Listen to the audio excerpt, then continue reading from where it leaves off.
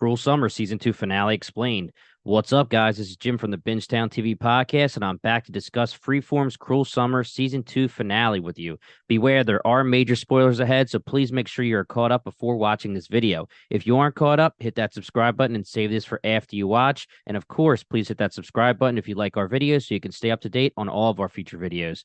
This week, Cruel Summer Season 2 concluded its 10-episode run, and fans finally know what happened the night of New Year's Eve. Up until this week's episode, fans had so many theories on who could have killed Luke. But before we get into the reveal, let's talk about all the information and clues we had about that night. Before the big New Year's Eve bash, Megan isn't feeling well, takes a pregnancy test, and finds out she's pregnant, which we literally never get any further information about in the show. Yes, I did see that the showrunner said that they believed it was a false positive, but let's leave that for another video.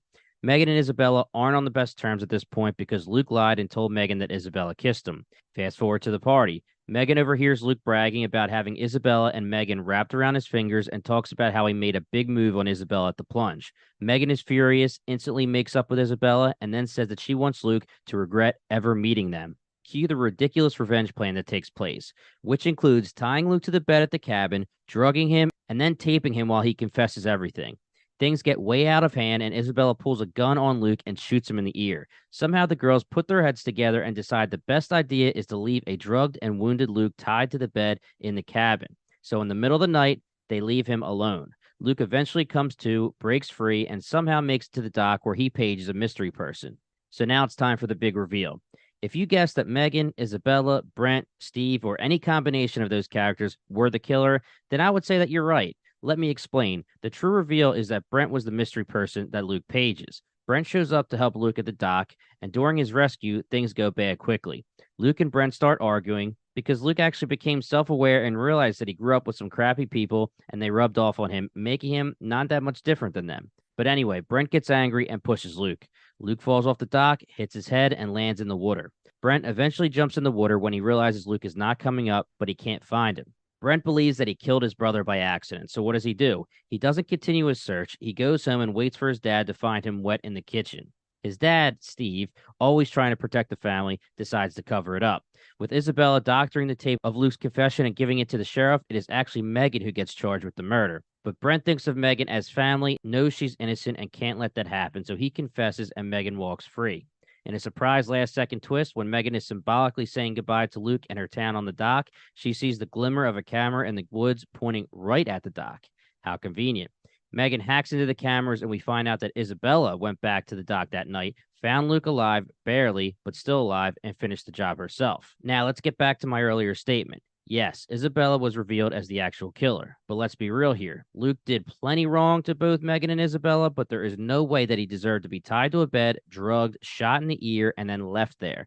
Literally anything could have happened after they left him there, resulting in more injury or death. Brent did not mean to quote-unquote kill Luke, but he gave up looking way too easily when searching for his brother in the water. If that was me, I would be searching until I couldn't physically search anymore. He also obviously should not have gone along with the cover-up. And lastly, Steve Chambers, the real big bad of the season. This man did so many awful things this season, but of course he had to cap it off with the reveal that he knew Luke was dead the entire time, and he tried to cover it up while also pinning it on someone else. Any combination of these four characters are responsible for the death of Luke. At least Megan and Brent had a guilty conscience about it, though. In the end, somehow Isabella flies off into the sunset, finds her next victim, and calls herself Lisa. When Megan watches the tape, you see a major look of hatred and determination in her eyes. So what did I think about the reveal and the episode as a whole? Well, I think that they probably went with the best scenario for Luke's death. Before this episode aired, I talked about on the podcast how there didn't really seem to be any reveal that I could think of that would save this season and make it seem satisfying. This season was written very sloppily, had major plot holes, asked us to jump to conclusions with no basis, and assumed we'd understand things that weren't in the script. Megan's pregnancy, Debbie's illness, Parker being the sheriff's stepdaughter, Ned magically disappearing, the sheriff's gambling problem, and so many more.